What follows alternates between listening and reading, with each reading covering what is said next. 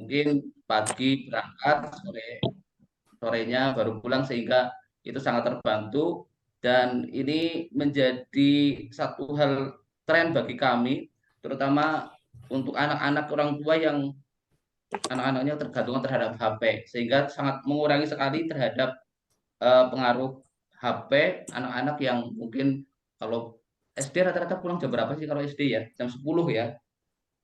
Kalau kelas satu, kalau kita jam 3 baru pulang atau setengah 4. Sehingga ini menjadi satu peluang bagi kami.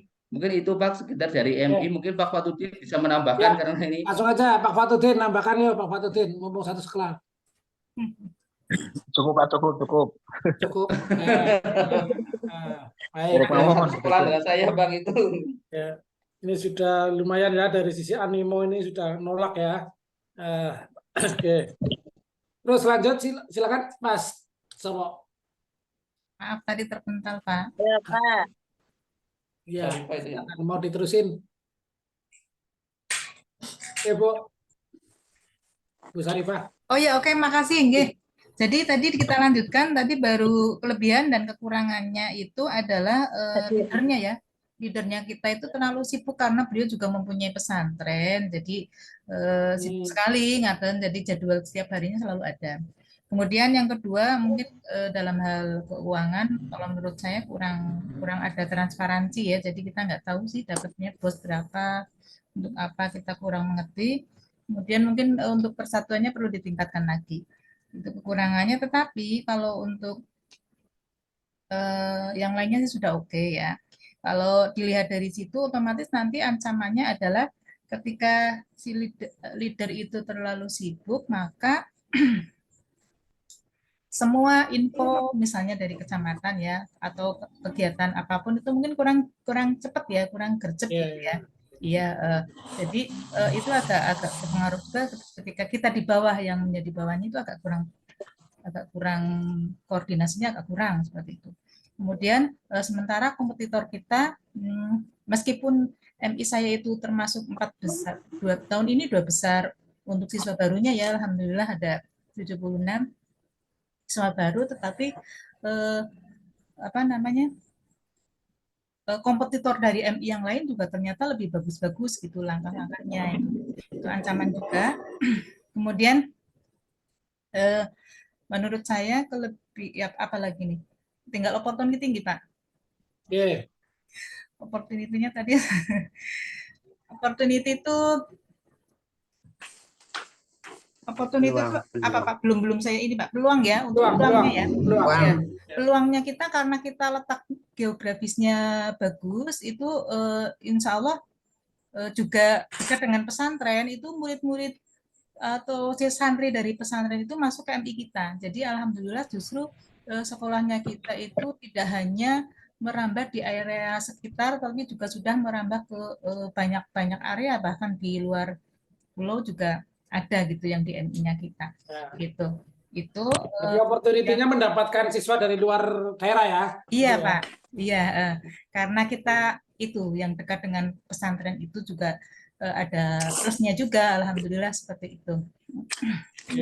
Kemudiannya lagi peluangnya kita sebenarnya guru-gurunya itu bagus-bagus gitu, kemampuannya bagus-bagus gitu.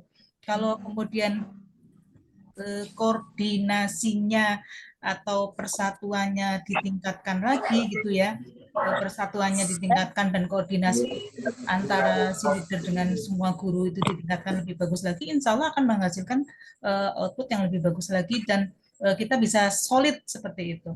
Itu Pak, cukup itu aja. Oke, makasih. Oke, makasih. Oh, yang lain yang belum? Mas Lukman. Majenang, Pak, Majenang. Oh iya, Majenang. Oke, monggo Mas Jenang. Nanti apa Pak Salim dulu. Oke. Assalamualaikum warahmatullahi wabarakatuh. Waalaikumsalam warahmatullahi wabarakatuh. Langsung saja terkait dengan yang pertama, yaitu pada Madrasah Tanwirul Huda Padang Sari Majenang. Yang pertama terkait kekuatan, sekolahan kami berada di lingkungan pesantren. Yang kedua, masyarakat di lingkungan kami secara umum religi terkait dengan pemahaman agamanya sehingga tinggi untuk memasukkan anaknya ke madrasah. Yang ketiganya dukungan dari keluarga dalam atau dari pengurus yayasan juga sangat kuat. Untuk kelemahannya bangunan sekolah kami itu sudah tua jadi masih model jadul. Itu terkait kelemahan. Terus yang kedua 70% guru itu dari keluarga dalam. Jadi kadang terkait dengan izin ini seolah sangat mudah jadi sering keluar. Beda dengan yang guru yang dari luar keluarga dalam atau luar pengurus. Terus terkait dengan ancaman, satu tuntutan terkait dengan ancaman tuntutan wali murid sekarang makin kritis terkait dengan adanya media. Terus yang kedua adanya sekolah-sekolah dari tetangga itu sekarang dominan mengadakan armada untuk antar jemput siswa. Ya. Terus terkait dengan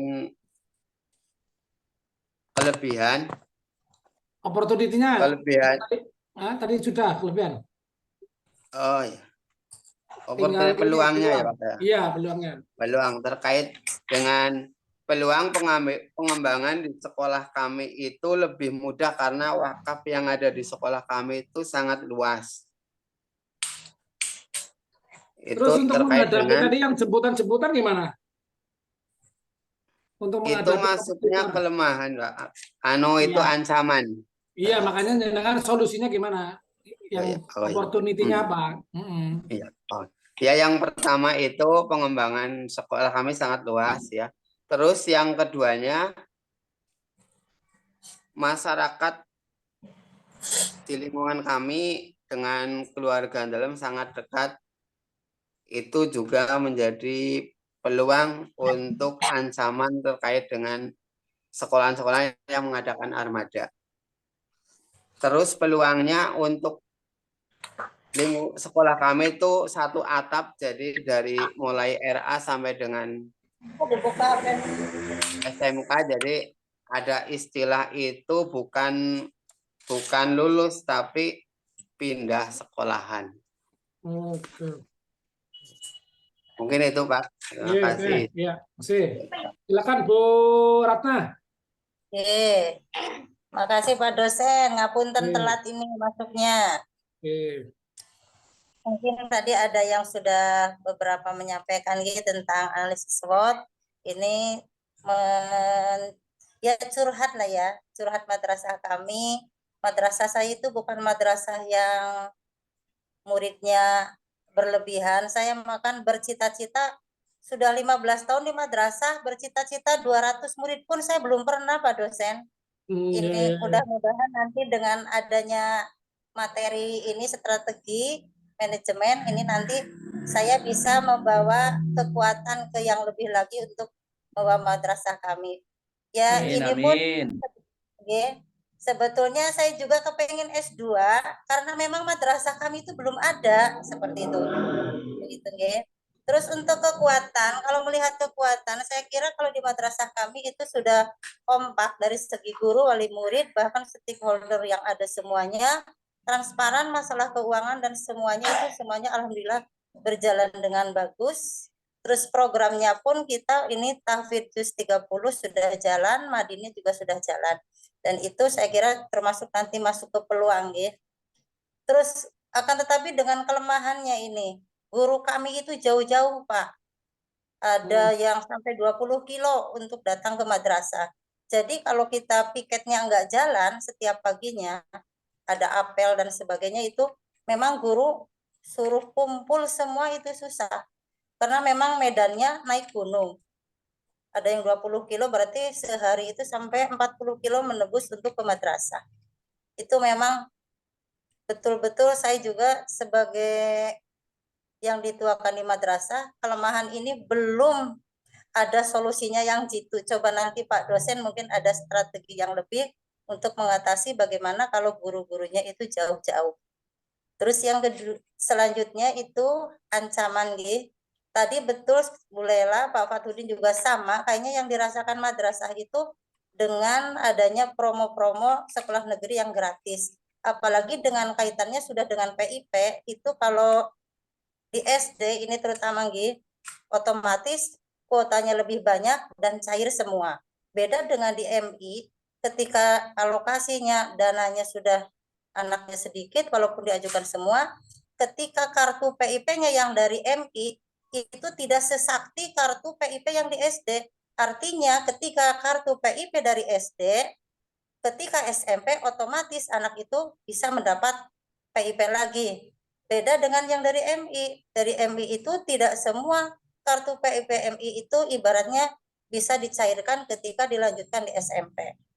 Gitu. Ini curhatan nggih, Bunda Lela. Ya.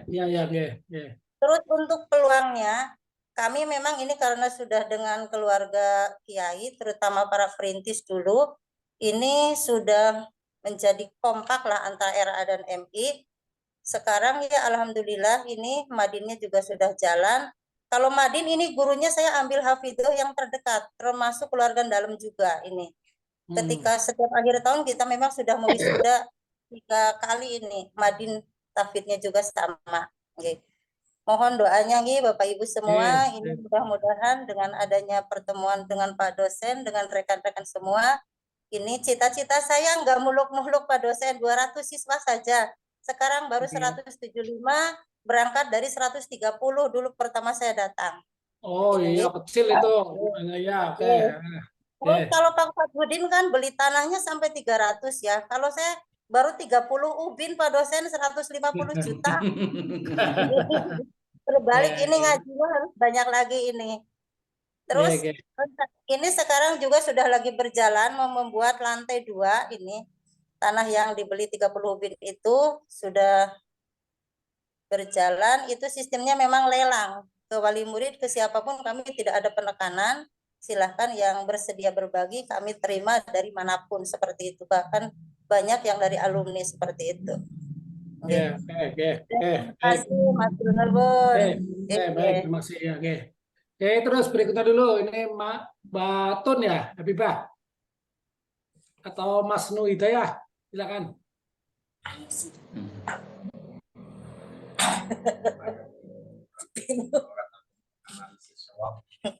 Oh, dicek dulu, cek dulu. Ayo, Mas Nu dulu apa saya dulu? Ya, silakan. Bunda Biba nggak ada wujudnya itu.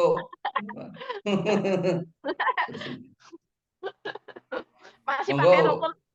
Saya dulu ya. Ya, Mbak. Dari Oke. Kalau saya di MI Ma'arif Nusa Wungu, tapi memang tidak memakai nama Ma'arif, makainya nama Inganatul Muslimin.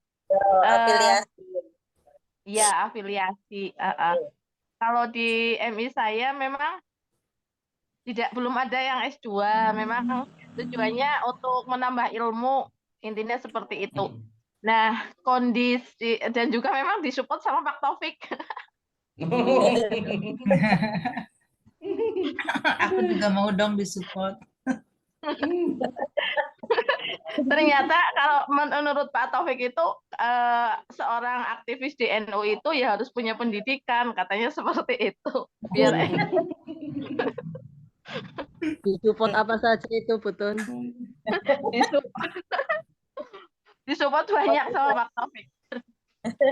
Baik, kalau di MI kami di Nusa Wungu di Danasri Kidul memang satu-satunya MI yang saingannya ini luar biasa dengan SD.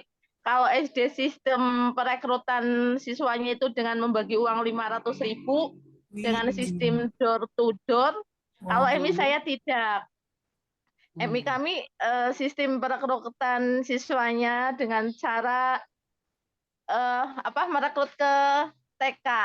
Kebetulan kita juga punya TK. Ternyata dengan adanya TK ini sangat membantu untuk menambah siswa.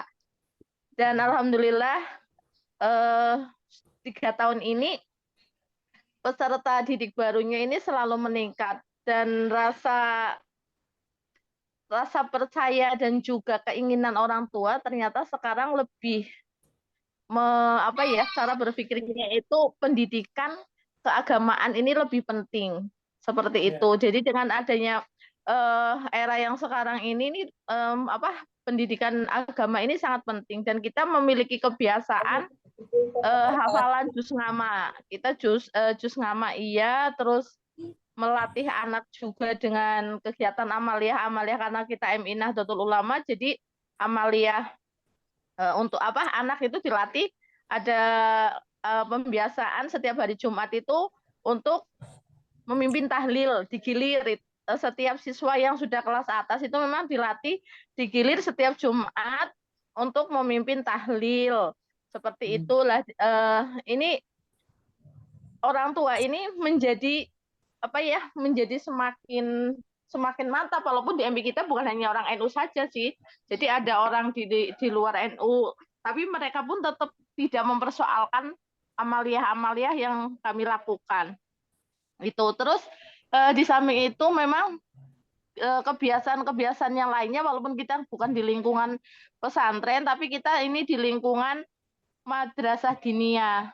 Nah, kita juga pembiasaan-pembiasaan seperti sholat duha, terus asmaul husna, dan kebiasaan kita langsung ditiru oleh SD ini mulai tahun ini. Tapi mereka dengan trik yang lain. Kalau kita asmaul husna di ruangan kelas masing-masing, kalau SD itu baris di halaman, duduk di halaman kelas semuanya, di situ pakai mic keras-kerasan seperti itu, jadi biar dilihat oleh seluruh masyarakat. Kalau kita enggak, kalau kita tetap di kelas seperti itu. Terus kita juga melatih anak untuk berwira swasta. Jadi ada sebulan sekali misalnya setiap kelas itu mengadakan jual beli dengan istilah kejujuran seperti itu. Dan kebiasaan ini kita kan punya grup masing-masing ya di WA lah, itu selalu kita update seperti itu. Nah, ketika pengambilan rapot, pembiasaan yang kita lakukan itu kita bikin acara dan wali murid ini sangat mensupport. Jadi wali murid itu membuat acara tasyakuran. Misalnya tasyakuran pengambilan rapot gitu kan, nilai anaknya mendapat nilai yang baik, jadi mereka membuat tumpengan, istilah di kita itu tumpeng bosok. Nah, terus kita sebagai wali murid itu menampilkan kreasi-kreasi mereka, hafalan juz ngama, mereka maju bersama-sama gitu kan, terus melatih juga dengan cara hitobah gitu. Jadi kreasi-kreasi potensi anak itu sejauh mana kita tampilkan bersama-sama. Jadi ini yang semakin membuat wali murid ini rasa percaya untuk menyekolahkan di MI ini semakin meningkat. Walaupun tantangan kita memang luar biasa, saingannya SD dengan cara yang mereka bisa memberikan uang yang lebih banyak kayak gitu. Dan woro-woro mereka ini yang juga menjadi tantangan berat kami, bahwa sekolah di MI itu ijazahnya nggak payu kalau sekolah di negeri gitu. Jadi nggak laku, ijazah MI itu nggak akan laku kayak gitu. Nah, dengan cara seperti ini memang apakah ini hanya di Nusa Wungu saja atau enggak seperti itu. Jadi sudah disetting, jangan menyekolahkan anak di MI karena ijazahnya itu nggak laku kayak gitu. Jadi mungkin seperti ini justru akan membuat kita sebenarnya kalau sadar ya, untuk menggiring anak-anak sekolah di MTS, di Aliyah kayak gitu, untuk selalu di jenjang madrasah sebenarnya. Tapi kadang-kadang tetap semua guru ini tidak berpikiran sama kayak gitu. Jadi kadang-kadang menjadi beban yang luar biasa. Yang tahun ini kita rasakan seperti itu. Walaupun kita tetap bisa mendapat murid di atas 20 seperti itu, tapi tetap menjadi beban. Seperti itu pengalaman di Nusa Wungu. Terima kasih. Terima kasih Bu Habibah, ya luar biasa ini. Terima kasih. Mas, terima kasih Bu Habibah. Berikutnya Mas Nu Hidayah.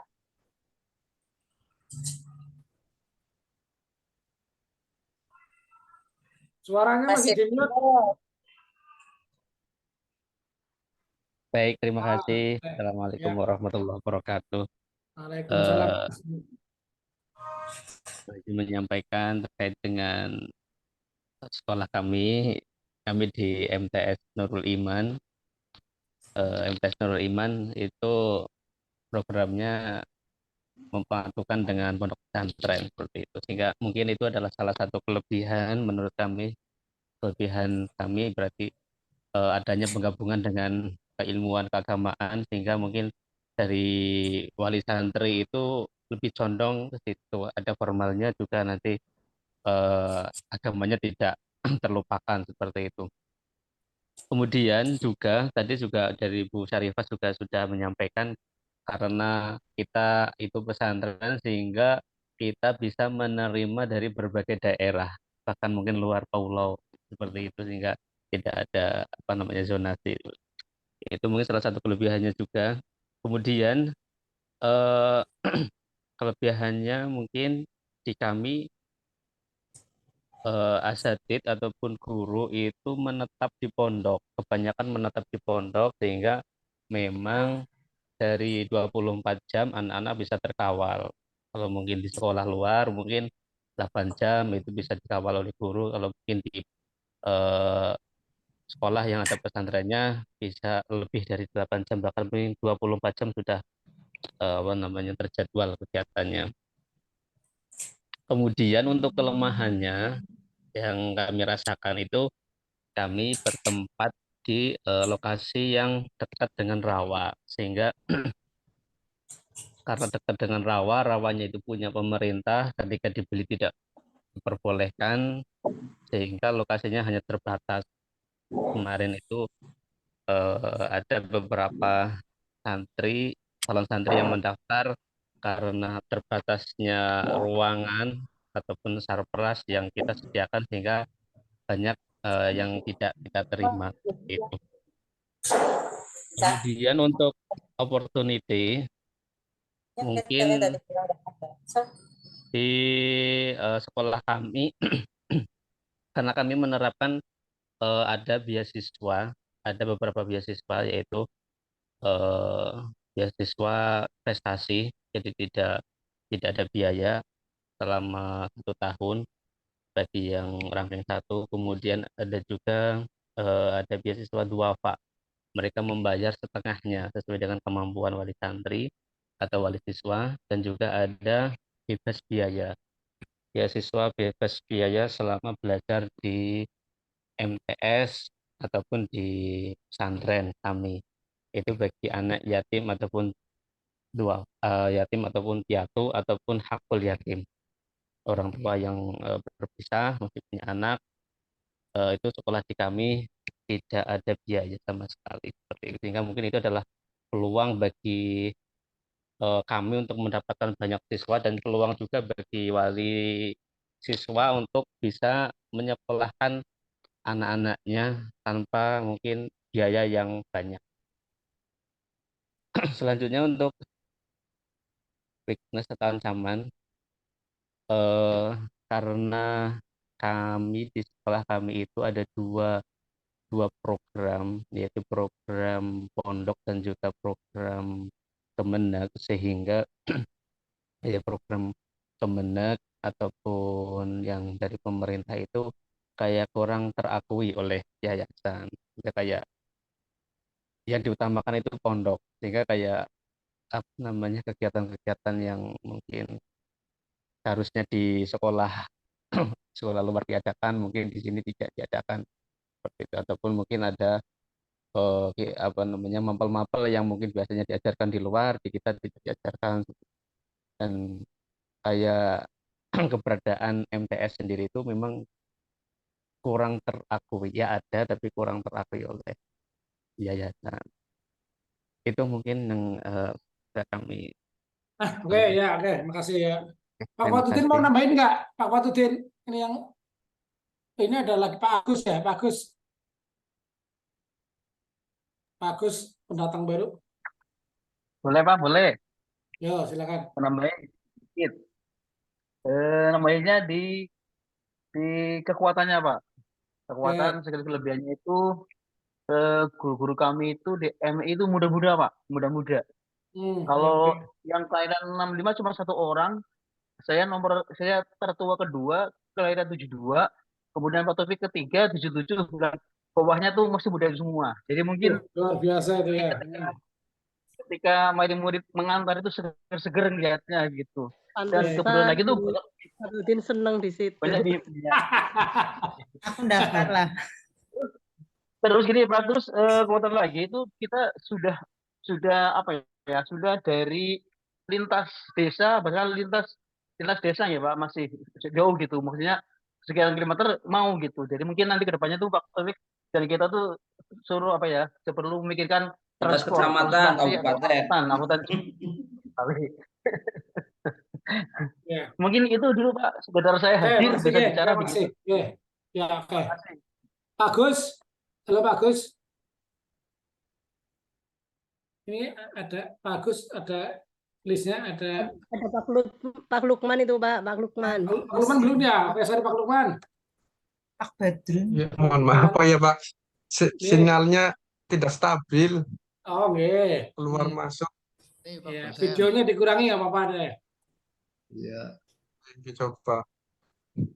Pak Agus audionya udah beres. Itu Pak Badrun, yang itu, Jos. Suaranya sudah jelas belum, nggih? Udah terdengar. Bagus Tadi kok. sudah masuk dari tadi kok.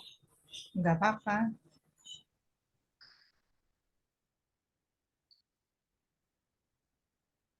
Siapa ini, Pak Badrun atau Pak Agus? Ayo, jangan diam semua atau ngomong semua. Anu Pingsut. punten, ini baru masuk, belum tahu ngalor ngidul nih. Oh ya, oke, ya, nggak apa-apa deh.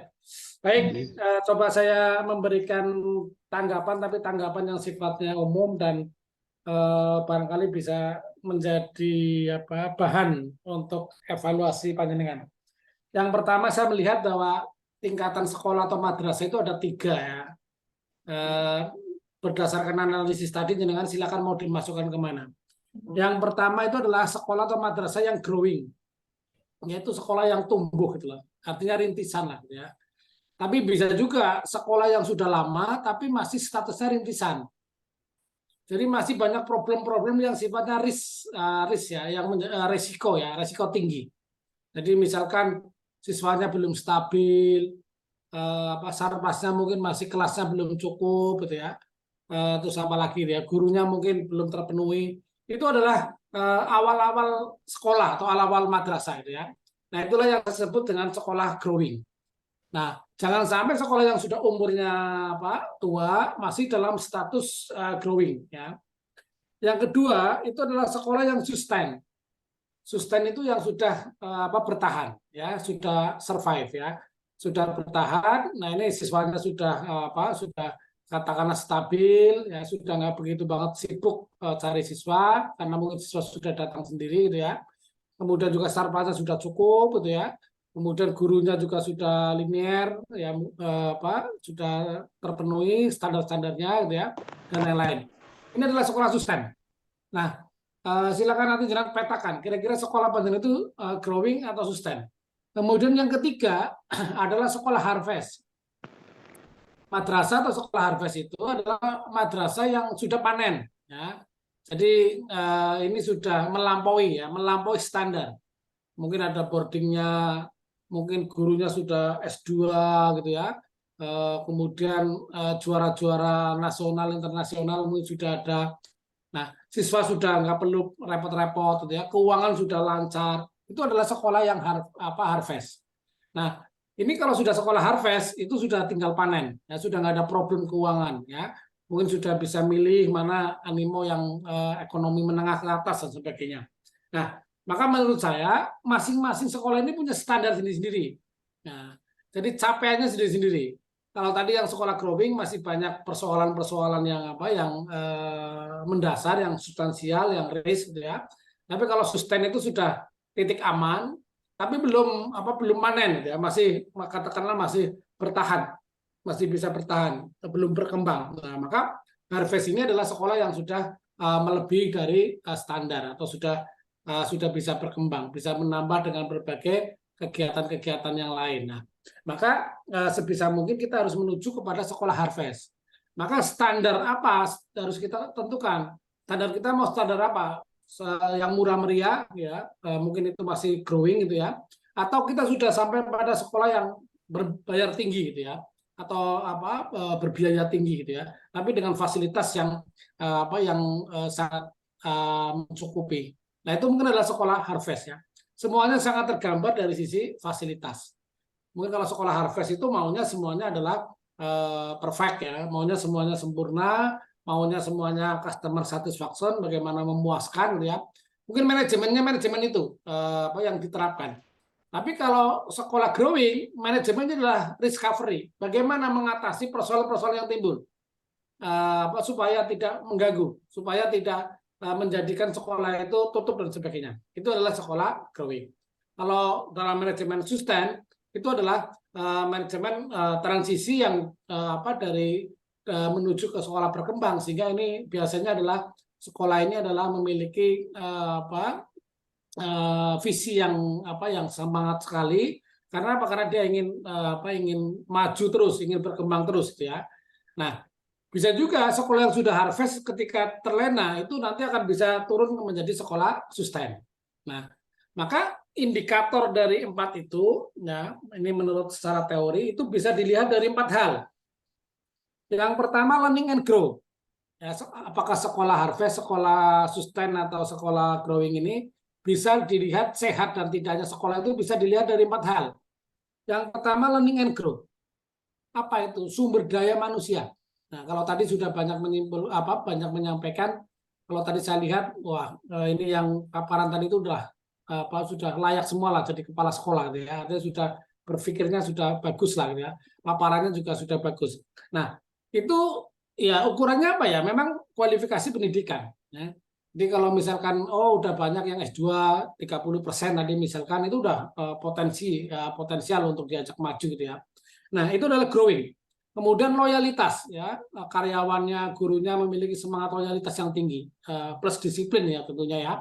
Nah, tadi kalau ada persoalan jarak yang masih 20 kilo, nah kalau itu mengganggu ya tentunya harus diselesaikan. Kalau itu mengganggu, tapi kalau tidak ya mereka sudah resiko tiap hari datang ya monggo. Tapi kalau misalnya butuh diasramakan ya, butuh dirumahkan ya monggo gitu ya. Atau mungkin gimana caranya. Tapi kalau itu memang katakanlah tadi betul-betul mengganggu harus diselesaikan ke depan ya. Nah, maka sumber daya itu nomor 1 menurut saya. Ya, jadi sekolah itu modalnya bukan sarpras sebetulnya, tapi adalah guru. Bagaimana guru yang berkompetitif, punya skill, punya jiwa pelayan yang bagus, bisa ngajar dengan baik, itu yang menurut saya harus menjadi nomor 1. Sehingga pelatihan, penataran, pembinaan, ya, upgrading dan sebagainya itu sangat penting untuk meningkatkan learning and grow. Ya. Learning and grow itu harus selalu ditingkatkan, termasuk motivasinya. Bagaimana agar guru tenaga pendidik itu memiliki motivasi tinggi, maka harus selalu dipacu. Maka kepala sekolah sangat penting untuk memacu motivasi, ya, mendorong bagaimana guru dan untuk selalu belajar. Walaupun guru tetap harus belajar, syukur-syukur bisa mengikuti lomba-lomba kompetisi guru itu sangat bagus sekali. Jadi ini learning and grow ya. Learning and grow menurut saya adalah menjadi kunci utama untuk maju gitu ya. Tentunya termasuk dimulai dari kepala sekolah ya, dari leadernya. Ketika leadernya visioner, memiliki jangkauan jauh ke depan, ini sangat bagus sekali. Kemudian yang kedua, ukurannya apa? Customer. Jadi kalau tadi cerminan tadi gurunya itu masih mismatch, ini masih banyak PR gitu ya. Tapi kalau ini gurunya sudah rata-rata sudah S2 lah, ini potensial untuk menjadi harvest gitu ya. Yang kedua customer tadi ya. Customer itu apa? Bagaimana animonya? Masih ada problem animo nggak? Kalau tadi misalkan dari 175 pengen jadi 200 ya, yuk tingkatkan. Nah, karena mungkin titik amannya adalah SD itu 200. Tapi kita harus punya alasan. Kenapa 200? Karena mungkin bosnya adalah sekian, maka nanti bisa gaji sekian, bisa menutup kegiatan sekian. Itu harus punya analisis seperti itu. Atau mungkin harus mencari animo yang ekonomi menengah ke atas misalkan. Itu boleh juga ya. Jadi customer itu sangat penting sekali. Jadi kita harus punya kesadaran bahwa customer itu penting sekali. Siapa di sini adalah siswa dan wali murid. Maka jangan sampai disakiti, jangan sampai dikecewakan. Ya. karena juragan panjenengan adalah siswa dan wali murid. Maka gimana caranya kita memberikan pelayanan yang memuaskan. Customer satisfaction itu harus kita berikan. Maka apa kuncinya ya? Keterbukaan, komunikasi yang baik dan sebagainya. Jangan sampai wali murid ke situ hanya ketika bermasalah siswanya, ya, ketika ada masalah atau ketika berkaitan dengan keuangan baru dipanggil lah. Itu kurang baik ya. Maka harus pakai strategi-strategi yang bagus, termasuk tadi itu bagus ada tumpengan gitu ya. Kemudian ditunjukkan bagaimana prestasi anak, itu sangat bagus sekali. Masuk tadi ada potensi, ada deklarasi tahlilan. Mungkin kalau perlu itu kalau ada warga desa di sekitar itu kematian, coba bawa anak ke situ, suruh sholat jenazah ya. Syukur-syukur bisa membantu yang lain, kemudian bisa sekaligus ngirim doa dan sebagainya. Itu menurut saya juga bisa menjadi media untuk menunjukkan bahwa anak-anak kita adalah punya skill keagamaan yang bagus. Karena keagamaan yang ditunjukkan kepada anak itu lebih baik skill ya, keterampilan yang terlihat gitu ya. Karena kalau pemahaman mungkin anak belum begitu ini, tapi skillnya itu menurut saya adalah nomor satu. Kemudian yang berikutnya adalah finance ya, ketiga finance ya, jadi keuangan. Itu indikator ketiga. Bagaimana keuangannya? Apakah sudah sehat atau gajinya masih kadang tertunda atau kadang misalkan ketika mau bayaran harus pinjam bank atau mungkin pinjam sama guru atau pinjam masyarakat. Nah ini perlu ini. Jadi keuangan, bagaimana akuntabilitas, bagaimana pengelolaan keuangan itu menjadi sangat penting. Itu adalah ciri yang ketiga ya, indikator yang ketiga. Kemudian yang keempat adalah proses bisnis, interproses bisnis. Apa itu? Bagaimana proses di dalamnya? Apakah sudah ada SOP? Apakah sudah tertata? Tadi apakah administrasinya, tenaga administrasinya, kependidikannya apakah sudah memahami dengan baik tentang bagaimana pelayanan-pelayanan yang seharusnya. Nah, itu menurut saya adalah 4 hal ini menjadi ciri sebuah organisasi, sebuah sekolah, sebuah madrasah itu sehat atau tidak. Yang pertama adalah orangnya, yang kedua adalah pelayanannya, customernya, dukungnya, siswa ya, dan wali murid gitu ya. Kemudian yang ketiga adalah finance, keuangan. Keuangan ini penting sekali. Minimal adalah dari sisi kesadaran manajemen, mengelola uang. Jadi jangan sampai besar pengeluaran daripada pemasukan misalkan. Itu jangan sampai. Terus yang keempat adalah proses bisnis. Nah, kemudian yang berikutnya saya melihat ada hal yang menjadi peluang besar, opportunity kita ya, terutama madrasah ya. Ini karena kita banyak madrasah, saya menyampaikan madrasah. Satu sisi mungkin dari sisi regulasi kita kalah. Tadi ada PIP, ada mungkin bantuan lain yang bisa full, sementara kita nggak bisa ya, terutama adalah PIP ya. PIP memang yang SD itu bisa mendapatkan PIP aspiratif, tapi yang Kemendak itu tidak bisa. Itu ada diskriminasi, termasuk tadi ada diskriminasi pelayanan di Diknas antara MAN dengan SMA dan sebagainya. Itu mungkin ya kita akui, kita memang ada diskriminasi. Tapi kita punya kelebihan. Apa itu? Nah, kelebihan kita adalah distingsi kita ya. Keunggulan kita itu apa? Keagamaan ya. Karena apa? Karena ini tren yang menurut saya sangat bagus sekali. Jadi yang dicari masyarakat atau tadi customer itu sekarang tidak hanya akademik, tapi adalah bisa ngaji atau punya nilai plus keagamaan. Nah, maka itu harus di branding, ya, harus itu menjadi jualan ke masyarakat. Karena apa? Karena masyarakat cari itu. Bahkan mungkin ketika sudah mendapatkan itu tidak peduli biaya, ya. Jadi mungkin harus kita jangan terjebak ketika misalkan di SD itu jualannya sekolah murah atau mungkin bahkan mereka mengasih uang 500, ya kita harus punya cara yang lain. Kita jualan kualitas juga bisa, ya. Jadi tidak harus sama jualan kita. Jadi jangan panik ya. Misal ketika ke sana PIP-nya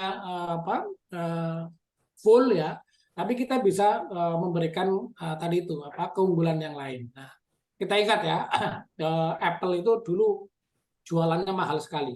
Orang mungkin mencibir ya, wah itu mahal, nggak laku dan sebagainya. Tapi ternyata di kemudian hari bisa menggulung merek-merek yang murah gitu ya. Orang ketika kesadarannya sudah tinggi, mereka sudah beli kualitas ya. Sehingga kemudian ketika brandednya, ketika keunggulannya merek itu adalah di teknologi misalkan tadi Apple ya, orang merasa bergengsi ketika HP-nya ada gambar Apple atau ada Apple Clock dan sebagainya. Nah, itu brand. Maka brand itu sangat penting. Termasuk tadi itu, kalau jenengan masih brandnya sekolah lokal dalamnya di sini village ya, desa, itu mungkin perlu dirubah. Kalau kita hanya mengandalkan animo dari desa, ya, atau satu desa maaf ya, itu mungkin kita akan hanya mengikuti perkembangan desa. Ketika KB-nya berhasil, ya kita repot, siswanya semakin habis dan sebagainya. Maka kita harus menaikkan brand kita, jangan sekolah desa, tapi mungkin sekolah kecamatan atau mungkin sekolah apa ya. Harus mulai cari lintas. Ya, jadi lintas desa itu harus dicari, nggak apa-apa. Ya, ketika kita katakanlah mencari siswa di luar desa itu, saya pikir nggak ada problem. Ya. Apalagi tadi yang sekolah yang berbasis pesantren, yang berbasis pondok, gitu ya, itu sangat mungkin sekali untuk cari siswa di luar desa. Jadi harapan saya kita tidak boleh kalah dengan kompetitor kita ya. Kalau sana misalkan melihat ijazahnya sini nggak laku ya, jangan balas sekolah SD, sekolah sekuler ya, misalkan ya sekuler nanti nggak masuk surga kan. Ya, artinya yang sehat tapi harus ini ya, harus elegan ya, harus rasional gitu ya. Yang penting harus berkompetisi dengan dengan yang baik. Saya yakin bahwa di madrasah itu lebih leluasa, merangkul masyarakat itu lebih gampang. Apalagi kita bisa merangkul tokoh, agama dan sebagainya. Dan kecenderungan sekarang kan orang tuanya itu merasa resah ketika tadi anaknya hanya main HP, ketika anaknya tidak bisa ngaji, itu kan semuanya problem-problem masyarakat. Nah, coba itu dicarikan solusi panjenengan. Di sekolah ini bisa mengatasi itu semua. Katakanlah seperti itulah. Maka kalau sudah satu irama, satu frekuensi, soal biaya biasanya mereka nggak pelit lah gitu ya untuk dimintai. Jadi yang penting jangan langsung minta dana, tapi harus menyamakan dulu persepsinya. Persepsinya disamakan dulu, nanti baru bicara pembiayaan. Oke, mungkin ini garis besarnya. Jadi kita sekarang ini sebetulnya dalam posisi yang bagus ya. Karena apa? Karena ternyata globalisasi itu adalah membuka pasar Islam, ya. Baik itu pasar syariah ya, bisnis syariah, maupun juga pasar pendidikan. Itu trennya memang adalah sekarang Islam. Nah, maka ini adalah kesempatan kita untuk mengambil katakanlah kecenderungan itu ya. Maka silakan menjadikan agama apa yang bisa menjadi branding ya, menjadikan branding kepada masyarakat sehingga kemudian masyarakat tertarik ya. Apakah itu BTI, apakah itu tadi tafid, apakah itu tadi misalkan amaliyah yang ada di masyarakat seperti tahlilan, mungkin sholat jenazah dan lain-lain gitu ya, silakan nggak apa-apa. Menurut saya itu sangat penting sekali. Juga menurut saya termasuk mungkin ya bagi perempuan itu ada fikih perempuan, fikih kewanitaan. Mungkin menurut saya perlu sekali anak-anak didasari tentang fikih-fikih itu. Nah, fikih-fikih yang dasar tapi yang itu menjadi hal yang sangat penting untuk ibadah ya, untuk mengetahui bagaimana ibadah yang benar. Baik, itu dari sisi umum ya. Sehingga monggo saya berharap pandangan itu yang masih growing harus secara pelan-pelan menuju ke sustain. Bagi yang sudah sustain harus menuju kepada harvest. Jadi nggak boleh berhenti inovasi pendidikan. Ya, jadi jangan misalnya sekarang saya puas karena siswanya sudah segini, jangan. Tapi harus ditingkatkan lagi. Karena apa? Karena kompetisi pendidikan itu sangat ketat sekali. Nah, maka sepanjang kita itu ada inovasi ya, ada katakanlah ada perubahan-perubahan yang ditawarkan, saya yakin masyarakat pasti akan melirik. Kalau perlu silakan kuasai media, entah itu menggunakan medsos atau apa, itu perlu digunakan untuk brandingnya. Jadi menurut saya kita harus merebut pasar.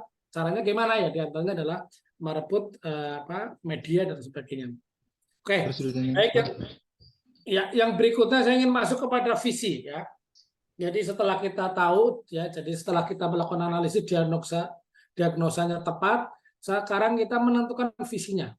Nah, coba saya minta panjenengan rumuskan visi ya, visi yang menurut panjenengan itu tepat berdasarkan analisis tadi. Kira-kira tepatnya sekolah panjenengan itu menjadi sekolah apa? Ya, jangan melihat visi yang ada, tapi visi yang menurut panjenengan itu tepat. Nah, misalkan tadi sekolah berbasis pesantren misalkan, atau mungkin sekolah apa gitu ya, sekolah boarding school misalkan, atau mungkin apa, mau orientasi mana terserah. Mau orientasi kelembagaan boleh. Jadi visi yang berorientasi kelembagaan adalah visi yang biasanya menjual orientasi kelembagaannya, menjadi sekolah unggulan, menjadi sekolah religius dan sebagainya, itu adalah kelembagaan. Tapi banyak juga yang visi yang berorientasi kepada output dan outcome. Jadi siswanya mau jadi apa? Profilnya. Nah, jadi general itu mau aliran mana? Aliran kelembagaan atau aliran tadi itu people atau pelayanan ya. Jadi misalkan visinya adalah cerdas, terampil misalnya. Itu adalah bagian dari visi yang berorientasi kepada output. Nah, mungkin kalau yang baik itu ya memadukan dua-duanya. Ya, ada orientasi kelembagaannya, juga ada orientasi kepada siswanya. Nah, tadi itu kan masih sangat sedikit sekali perdebatan terkait dengan apa sih yang mau dilahirkan dari sekolah panjenengan, profil siswa seperti apa, lulusan yang model seperti apa. Nah, ini kan masih baru sedikit ya. Nah, maka itu bisa diwujudkan dalam bentuk visi ya. Jadi pingin lulusannya apa, misalkan ya ini cakap bersahaja misalkan, bagaimana ingin melahirkan lulusan yang cakap bersahaja. Nah, dan sekarang adalah capable ya. Nah, maka itu bisa jenengan silakan. Jadi monggo. Jadi misalkan kalau misalkan virtual cakap bersahaja, virtualnya kelembagaan misalkan. Cakap bersahajanya adalah misalkan outputnya, itu boleh juga. Nah, jadi silakan jenengan coba merumuskan visi yang kira-kira berorientasi ke depan. Yang itu memang sangat dicari dan itu peluang itu ada. Nah, silakan coba monggo di Oratorat saya buatkan visi. Membuat visi usahakan menggunakan rumus SMART. SMART itu apa? Specific, measurable, terukur ya, achievable itu berorientasi kepada prestasi ya, kemudian relevan ya, relevan mungkin untuk dijangkau ya, yang berikutnya adalah time bound, ada batasan waktunya, mau terrealisasi tahun berapa batasan akhirnya. Jadi misalkan ada tahunnya belakang 2010 ya, 2030 misalkan. 2030 menjadi madrasah apa gitu. Itu boleh juga. Jadi itu ada timer namanya. Jadi visi itu harus jelas untuk waktu berapa tahun ini akan dicapai. Silakan monggo. Jadi dirumuskan, nggak usah padat-padat, kalimat yang singkat, padat, yang mudah dihafal. Ya, harapan kami mudah dihafal ya. Kenapa? Karena ketika akreditasi biasanya itu kita suruh mendeskripsikan visinya. Ketika berundat, maka guru susah menghafalkan visinya. Maka nggak perlu panjang-panjang, yang penting ada kontennya, ada muatannya. Silakan, ayo. Yang kira-kira menggigit, ya, yang menggigit visinya, yang menggigit. Dan usahakan jangan menggunakan bahasa yang klis. Ya, silakan. Gimana Bu? Bu Sarifah gimana? Apa ya? Kalau tadi saya sudah menyampaikan tentang madrasah saya. Kalau visi di madrasah saya ini sesuai apa enggak? Tolong nanti dikoreksikan. Kalau visi di madrasah saya itu berwawasan moderat, berprestasi hebat, dan bermartabat mulia. Nah, ini kalau sebentar, moderat terus wawasan moderat, berprestasi hebat, dan bermartabat mulia. Ya. Ini kalau menurut panjenengan bagaimana dengan madrasah kami, sesuai apa masih perlu ada penambahan yang lebih visioner atau bagaimana? Makasih. Ya, tinggal diargumentatifkan. Artinya gini, misalkan ketika jenengan memberikan visi moderat, kenapa visi moderat ini masih penting? Kan harusnya punya alasan. Reasonable-nya apa? Program Kementerian Agama yang sekarang kan lebih mengarah kepada wawasan moderasi beragama gitu awalnya. Ya, jadi, menurut saya jangan jenengan gandul kepada Menteri Agama, tapi jenengan harus menjadi alasan tersendiri. Misalkan, di lingkungan sini masih banyak kekerasan misalkan. Di lingkungan kini banyak tumbuh perbedaan agama, harmonisasinya masih kurang misalkan. Nah, itu nggak apa-apa. Atau juga gini. Kalau saya memahami moderat itu bukan sekedar toleran ya, bukan sekedar saling menghormati, tapi adalah unggul ya. Karena apa? Karena misalkan ummatan wasaton ya, misalkan dalam Al-Qur'an itu kan itu seringkali dijadikan rujukan moderat. Wasaton itu bukan sekedar umat yang tengah-tengah, tapi adalah yang unggul, yang pilihan gitu ya, yang pinter gitu ya. Nah, sehingga bisa saja kita menggunakan tafsir-tafsir seperti itu. Jadi moderat di sini bukan sekedar katakanlah tengah-tengah, tapi adalah khiyar, manusia pilihan, gitu ya, khairun nas, gitu ya, manusia yang betul-betul pilihan. Nah, maka bisa juga itu menjadi dasar. Jadi tinggal nanti jenengan itu bagaimana menafsirkan moderat. Sehingga ketika jenengan jelaskan kepada masyarakat, oh iya, saya ingin anak saya pinter tapi memiliki wawasan yang moderat. Pinter akademiknya tapi wawasannya moderat. Nah, itu boleh. Jadi gitu. Harus larinya kepada output panjenengan. Karena apa? Karena nanti ukurannya juga akan kita tanya. Untuk menuju moderat itu apa, dengan cara apa kan? Nah, maka kan nanti akan lahirlah misi. Nah, maka misi itu harus setidaknya harus menjawab kepada orientasi besar. Nah, oke, nggak apa-apa. Jadi persoalan ini nggak ada benar dan salah ya. Cuma memang tinggal aktual dan tidak aktual. Kalau menurut saya moderat masih aktual ya, masih aktual. Tinggal kita memberikan pemaknaan terhadap moderat itu ya. Jadi menurut saya tidak cukup hanya ini ngekor di Kementerian Agama, tapi adalah harus kita tingkatkan. Ya, Dan karena sekarang, kita Pak, gimana? dan kita sudah membranding ini moderat itu dalam program madrasah kami Pak. Kita kan punya 5 program unggulan. Salah satunya adalah madrasah madrasah moderasi beragama. Dari 5 program unggulan kita kan 1 madrasah leader, 2 madrasah boarding, 3 madrasah moderasi beragama, 4 madrasah manunggal masyarakat, dan yang kelima lupa ini Pak jadinya. Itu program yang untuk membranding ini. Itu tagline ya? Itu tagline. Tagline-nya bukan Pak. Kita punya tagline sendiri. Indikator utama. Tagline kita mantap, mandiri, agamis, nasionalis, terdepan dalam akhlakul karimah dan prestasi. Itu tagline yang kita branding setiap saat. Cuma dari selain tagline kita punya program unggulan yang menjadi prioritas kita dalam melangkah ya ke 5 hal itu kayak gitu yang tadi. Itu Pak. Ya, oke. Berarti yang 5 itu ya harus masuk di misi. Ya, oke. Ya. Saya pikir ini sudah artinya sudah bagus lah ya, dalam arti tadi sudah punya tagline, visinya juga sudah lumayan aktual, kemudian juga orientasinya sudah pada output bagaimana membentuk martabat yang mulia gitu ya. Tinggal nanti ketika saya tanya martabat yang mulia itu indikatornya apa? Nah, itu menurut saya harus iya, harus misalkan untuk anak-anak ya, ini bukan untuk orang tua ya. Ini kan lulusan ini kan MI ya. Man, Pak. Man ya. Nah, misalkan apa martabatnya, bekerja atau mungkin melanjutkan atau mungkin apa juga menurut saya harus dideskripsikan. Jadi jangan sampai visinya martabat mulia tapi anak tidak punya orientasi pasca lulus gitu ya. Itu menurut saya harus ada pembinaan di situ. Oke, terima kasih. Monggo yang lain.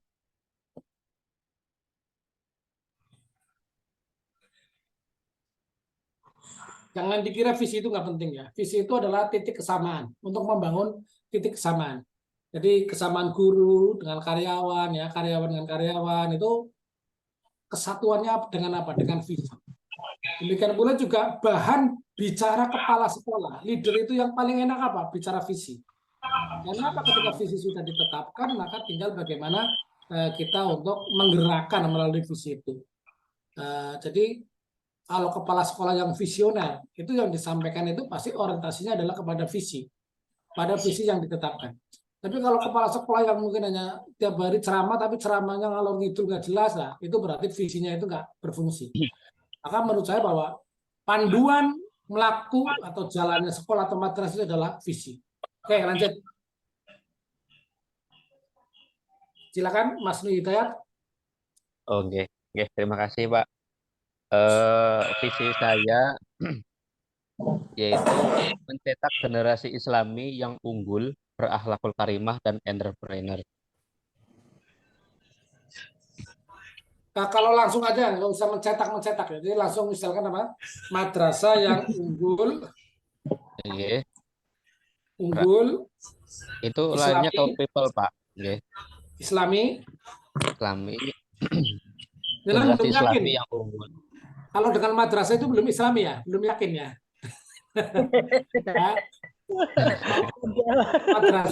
Ada nggak madrasah yang Kristen? Iya Ya, juga ya. jangan sampai artinya jangan sampai terlalu berlebihan sekali gitu ya. Oke, unggul. Nah, ini kan harusnya menjadi sekolah yang harvest tadi itu ya orientasinya ya. Oke. Terus apa lagi? Islami setelah itu Pak? Entrepreneur. Entrepreneur. Oke, ya entrepreneurnya oke barulah ya. Ya.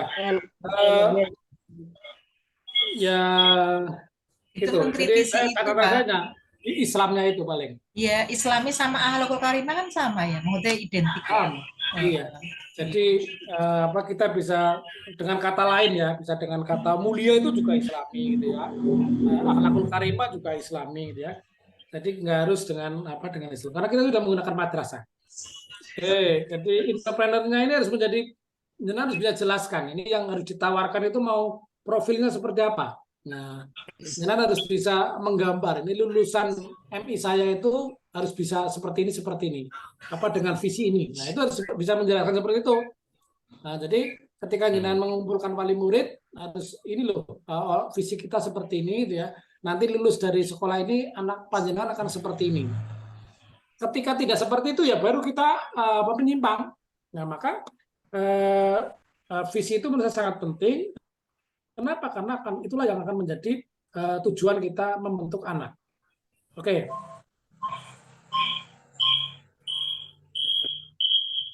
Ada lagi? Ya, ini Ya. kalau misalnya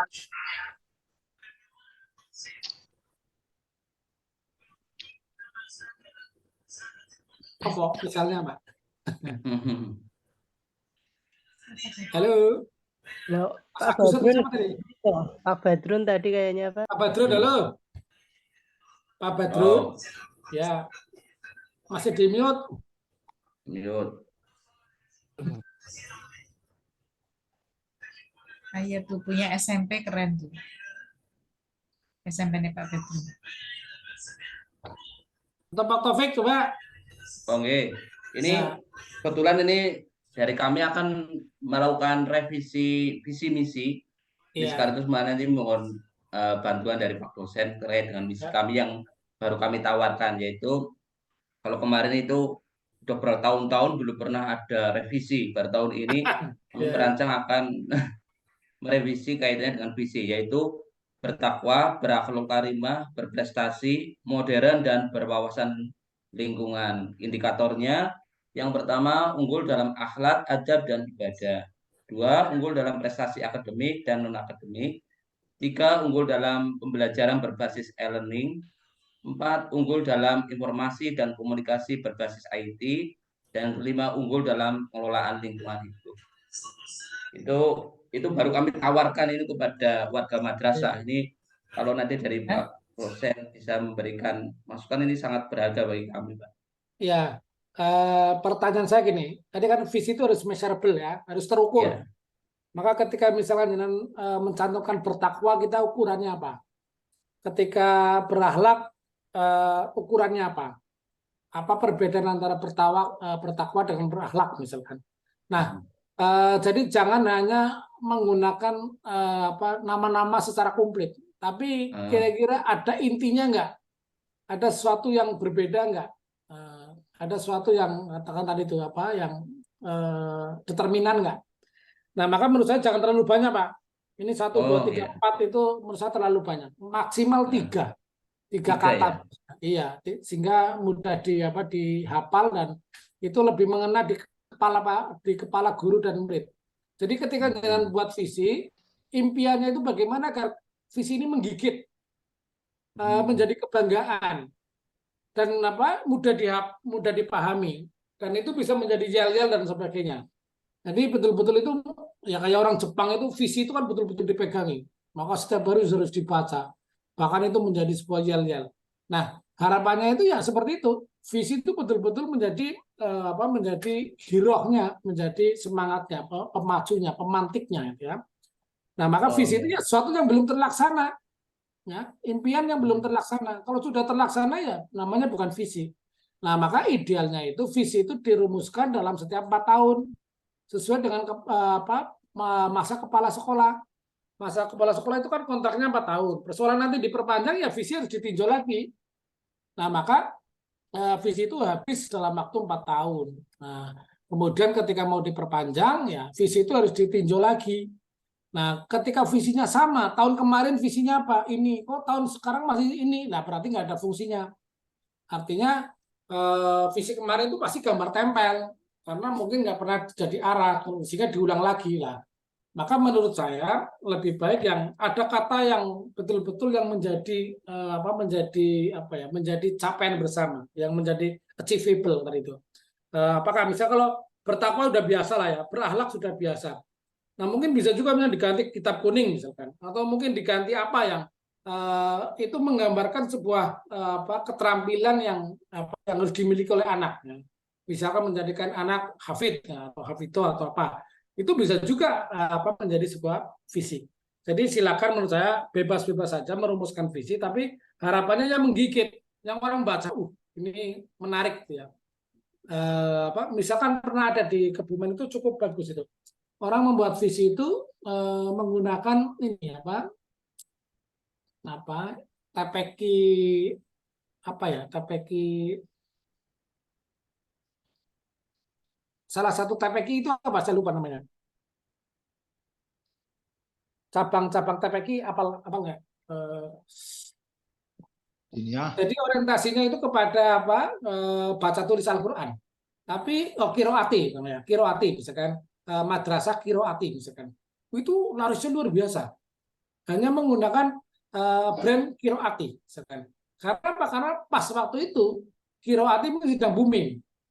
Itu pembacanya bagus sekali. Itu menggunakan metode apa? Kiroati. Nah, itu bisa menyerap luar biasa siswanya. Jadi mereka tertariknya dengan kalimat satu kiroati. Nah, maka karena apa? Karena nggak dimiliki yang lain. Nah, maka menurut saya kalau yang sudah biasa itu nggak usah disematkan di visi lah. Berakhlak, bertakwa itu udah ya pastilah ya, madrasah itu pasti itu. Nah, maka itu nggak perlu disematkan di visi. Itu sudah menjadi visinya madrasah kementerian lah gitu ya, bertakwa. Itu sudah jadi visi kelembagaan ya. Tapi yang kira-kira menjadi visi kita itu yang menjadi tadi output lulusan itu, nah coba rumuskan. Kita ingin melahirkan output yang seperti apa. Kalau dibuat visi kira-kira yang seperti apa. Nah ini menurut saya memang perlu berpikir gitu ya, perlu berpikir dan perlu diskusi dan perlu mencari kata yang tepat gitu ya. Jangan sampai kata-kata visi itu kok nggak enak didengar gitu misalnya, atau mungkin kok aneh, nyeleneh gitu ya. Ya nyeleneh boleh saja ketika nyelenehnya itu positif. Tapi jangan sampai kemudian kok visi kayak gini ya. Nah, maka silakan menurut saya misal bisa juga misalnya visi ingin menjadi sekolah unggulan di Kecamatan X misalnya. Singkat tapi jelas. Oh, dia ingin menjadi nomor 1 sekolah di Kecamatan X. Itu kan jelas misalnya nanti ayo kita rame-rame kita harus bisa menjadi sekolah terbaik di Kecamatan X. Itu kan mudah dipahami oleh anak, dipahami oleh guru, kemudian ya harus mutunya, keterampilannya, nilainya ya harus di atas sekolah-sekolah yang ada di kecamatan itu misalkan ya. Ya jadi monggo, jadi menurut saya kalau bisa jualan memang kalau tadi misalnya ada boarding school ya, bolehlah ditambahi dengan sekolah boarding school misalkan. Itu menjadi tambahan aja di belakang. Jadi untuk keren-keren lah gitu ya. Jadi boleh saja itu. Jadi monggo tadi saya contohkan misalnya tadi kemarin misalkan ya beberapa waktu yang lalu orang menggunakan sekolah hafid, semuanya booming semua. Kan itu hanya satu kata yang bikin booming, ya tahfidnya itu aja kan. Nah, kemudian orang pingin semua tahfid semua. Nah, walaupun katakanlah visinya tidak dirubah, tapi orang menggunakan pola pendekatan itu. Nah, itu contoh-contoh gitu ya, contoh-contoh yang yang menggigit, yang betul-betul ada isinya. Ada ukurannya, tahfidz ada ukurannya jelas, berapa juz misalkan. Persoalan lainnya akademiknya ya nggak problem, sama itu ya. Atau mungkin juga ada keunggulan, tapi ada penekanan apa yang menjadi tadi distingsi maksudnya ya, yang menjadi keunggulan yang unik yang tidak dimiliki yang lain. Nah, jadi kita harus mencari keunikan ya, kekhasan. Bahasa kerennya adalah distingsi ya. Jadi keunggulan yang tidak dimiliki oleh yang lain. Nah, itulah. Jadi maka keunggulan itu nggak perlu banyak. Nah, 1 atau 2 saja. Tapi itu yang betul-betul keunggulan. Nah, ini monggo ini PR buat panjenengan ya dalam mencari visi itu, hindari kalimat yang sudah banyak digunakan orang ya, yang sudah digunakan madrasah atau sekolah lain, hindari. Karena ketika kalimat itu sudah klise ya, sudah biasa, itu nggak akan mendapatkan perhatian. Ya, sudah biasa. Namun cara menjelaskannya juga nggak begitu pede, karena apalah itu kan tinggal ngopi punya sebelah. Nah, maka dengan usahakan bahwa visi itu adalah punya ini. Maka kalau kita kembali ke surat itu Al-Baqarah ya, Alif Lam Mim itu ya. Itu yang pertama itu apa? Mana ini Pak Kiainya? Ya. Kiai Munhasir itu Pak. Hah? Kiai Munhasir. Pak Kiai. Galikan kita pula. Ibafi. Terus. Terus. Alladzina yu'minuna bil ghaib. Nah, jenengan yang pertama suruh percaya kepada yang apa? Yang ghaib kan? Ghaib itu apa? Visi misi. Visi. Jadi sebelum kalian sholat, sebelum kalian puasa, ya harus punya visi dulu. Nah, ghaibnya itu. Nah, ghaib itu dimanai visi. Ya, maka sebelum kita melaksanakan pembelajaran yang lain apapun harus dimulai dari visi dulu. Nah, berarti ini Qur'ani sekali itu ya. Nah, jadi menurut saya bahwa Al-Quran itu bisa menjadi inspirasi kita. Bahwa ternyata dakwah agama pun juga harus dimulai dari yang ghaib ya. Dari yang abstrak dulu. Nah, wujud yang paling abstrak di sekolah itu apa? Visi. Ya. Sekolah kalau kehilangan visi itu akan menjadi praktis sekali, ya, menjadi transaksional sekali, menjadi kehilangan values, kehilangan nilai-nilai. Nah, maka yang untuk mengerem kita supaya akademik atmosfernya jalan, supaya nilai-nilainya, keilmihannya jalan, dengan apa ya? Dengan visi. Nah, maka visi itu menjadi sangat penting ketika untuk berorientasi kemana. Nah, maka usahakan visi itu adalah suatu mimpi bersama, ya, mimpi bersama bahwa kita akan menuju titik tertentu. Jadi memahami visi ini jangan hanya sekedar ini untuk pemenuhan akreditasi, jangan, tapi untuk pasar, ya. Visi apa yang menarik untuk pasar. Nah, jadi kita ketika kita harus memaparkan sekolah kita, ya jelas, oh ini sekolah kita visinya ini. Gitu, mungkin ada pertanyaan?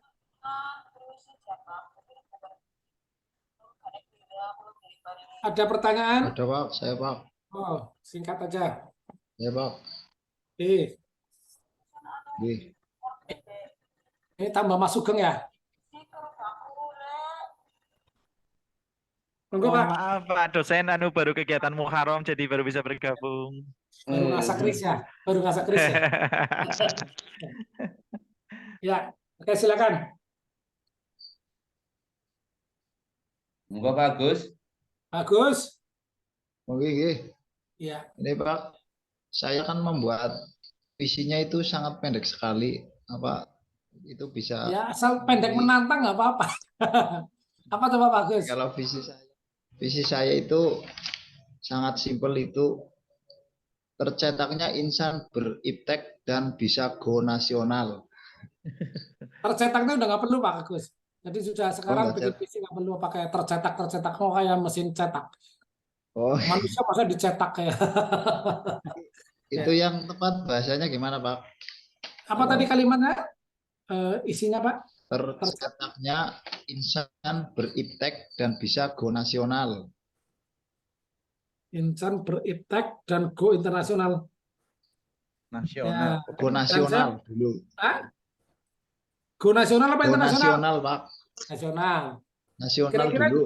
Ya kira-kira jenengan bisa memenuhi nggak untuk 4 tahun menjadi meraih juara-juara nasional?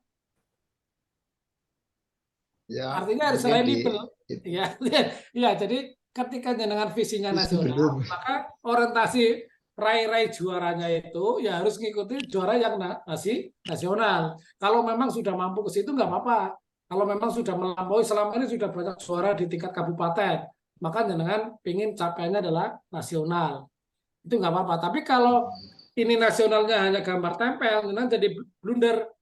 Ya, pasti akan menjadi pertanyaan mana juara nasionalnya gitu loh.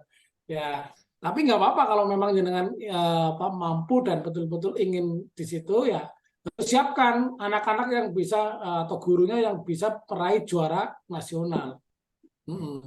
Kan kaget belum pernah juara lokal tapi langsung juara nasional kan hebat. Nah, maka ini harus reliable ya, jadi harus sesuai. Jadi kalau memang mampu nggak apa-apa. Jadi visi itu bukan sekedar tadi itu, bukan sekedar sekedar pelengkap sekolah, tapi harus capaian ya, harus menjadi capaian. Maka visi itu tugasnya siapa? Tugasnya kepala, leader ya. Persoalan kepala itu kemudian mendengarkan dari saran anak buah itu nomor sekian. Tapi yang bertanggung jawab pada visi adalah kepala sekolah. Ketika kepala sekolah visinya tidak tercapai, gagallah kepala sekolah. Gitu. Jadi visi itu adalah ukuran keberhasilan kepala sekolah. Maka idealnya mengkritisi kepala sekolah bukan mengkritisi sikap perilakunya, tapi mengkritisi apakah capaian-capaian visi itu sudah tercapai atau tidak. Nah, gitu. Jadi selama ini kan misalnya pilpres itu ramai. Orang mungkin mengkritik Jokowi, tapi bukan mengkritik visi misi. Yang dikritik adalah perilakunya. Nah itulah menurut saya secara manajemen itu nggak nyambung gitu loh. Harusnya yang dikoreksi adalah visi misinya. Bagaimana ketika awal kampanye, kemudian menetapkan visi, kemudian capaian kinerjanya tercapai nggak? Misalkan ya Pak Jokowi dulu menyampaikan bahwa visi kedua ini adalah sumber daya SDM misalkan. Nah ini juga kita lihat sejauh mana program-program untuk pengembangan sumber daya. Kenapa? Karena nanti adalah turunannya adalah program unggulan. Jadi harus di backup dengan program. Nah nanti itulah implementasi. APBS-nya, APBN-nya. Jadi kalau visi kok hanya gambar tempel, nanti nggak ada turunannya, nggak ada program-program, nggak ada strateginya, ya berarti omong kosong. Nah maka catatan saya ini di tingkat nasionalnya ini yang menjadi ini. Kalimat prestasi itu Pak sudah biasa menurut saya gitu ya. Jadi mungkin perlu menggunakan kata lain lah. Ya karena sekarang prestasi sudah nggak dicari masyarakat. Ya sekarang masyarakat nggak banyak sekolah sekarang sudah bukan lagi ke arah prestasi akademik gitu ya, tapi mungkin sudah pada arah portofolio gitu ya, jadi pada bukti-bukti nyata gitu ya. Nah maka menurut saya bahwa itu yang menjadi respon masyarakat harus kita dengarkan. Itu Pak ya Pak Agus ya. Oke Pak Agus ini Terima kasih Pak. Ya, oke. Jadi kalau perlu dengan diskusi mengundang konsultan juga, ya. Juga sekaligus melihat sekolah-sekolah atau madrasah-madrasah yang lain, searching lah. Sekarang kan untuk mencari kosakata, untuk mencari perbandingan itu kan sekarang banyak ya di internet. Jadi kita harus ini kreatif lah gitu ya. Tapi pada prinsipnya saya ingin madrasah kita seperti ini. Nah itu harus ada gitunya. Kemudian baru dicarikan kosakata, vocabnya baru dicarikan. Jadi intinya seperti itu. Jadi keinginan sekolah banyak, keinginan program banyak, tapi apa yang menjadi keunggulan? Nah itulah yang harus dicari. Keunggulannya apa? Nah itulah yang diterapkan di visi. Persoalan yang lainnya akademik, nilai dan sebagainya pasti itu ya, itu udah pasti ya. Tapi apa yang akan menjadi nilai lebihnya? Gitu. Jadi ibaratnya bahwa sekolah kita adalah mencari standar plusnya. Standarnya sudah terpenuhi, tinggal plusnya. Ya, tinggal plusnya itu apa? Standar nilai lebihnya. Itulah yang menurut saya harus menjadi visi. Baik, mungkin itu aja. Ini sampai jam 9 tadi saya janji, ini sudah jam 9 lewat 18. Cukup, G? Halo. Sangat menarik, jadi tidak terasa. Bu Sarifah mau lanjut Suran sama Pak Sugeng. Iya. Sugeng itu Suran. Oke. Baik, terima kasih atas atensinya, atas perhatiannya. Ini baru kita belajar visi, nanti kita besok akan belajar misi ya dan sebagainya.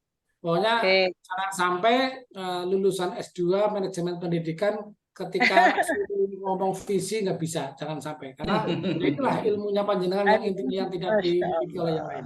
Oke, baik, terima kasih. Mari kita tutup bersama dengan bacaan hamdalah. Alhamdulillahirobbilalamin. Terima kasih. Monggo sugeng istirahat, sugeng. Sugeng Riyadi. Matur nuwun. Bapak Ibu, nun sewu sekalian yang terkait dengan izin belajar segera kita gimana ini segera itu loh.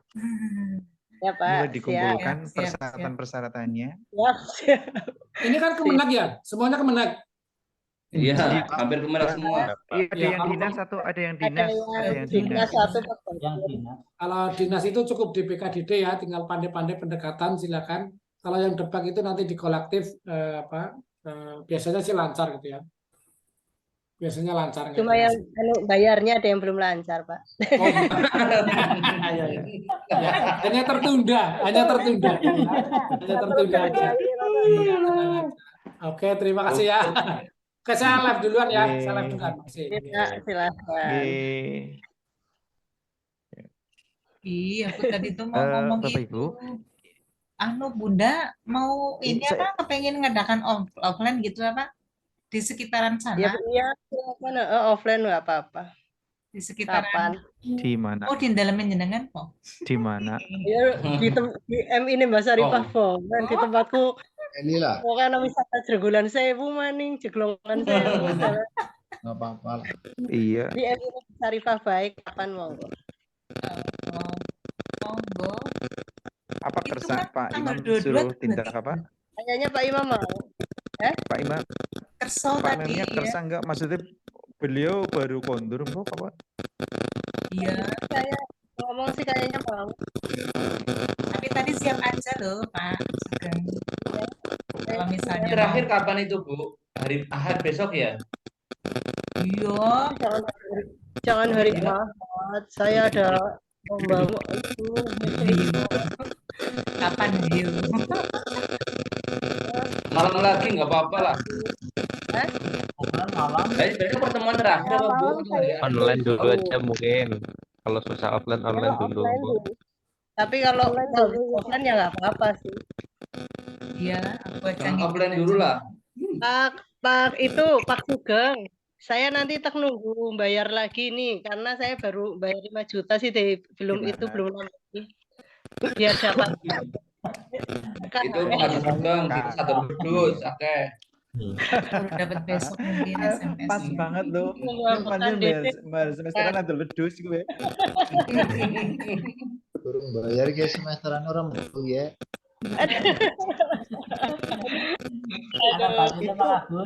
Surat permohonan disemakan ditanggali di bulan Agustus saja, Pak. Ya.